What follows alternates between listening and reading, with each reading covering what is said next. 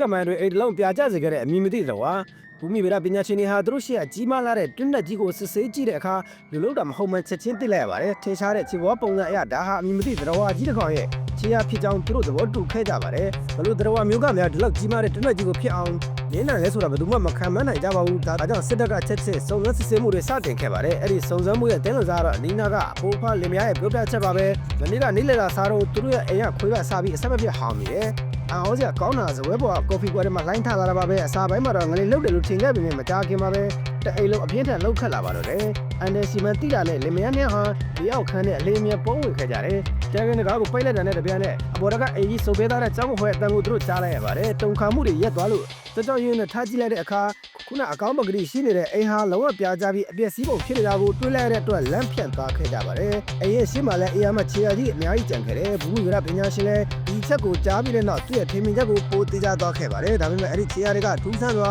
ရုပ်တရက်ပျောက်ကွယ်သွားပါတယ်သူမျက်မှောင်ကျုပ်စဉ်းစားနေတော့မှပဲသူ့နောက်ကျောကကြောင်းမဲ့ဖွဲ့မျိုးလုံးကြီးတစ်လုံးကစိုက်ကြည့်နေပါတော့တယ်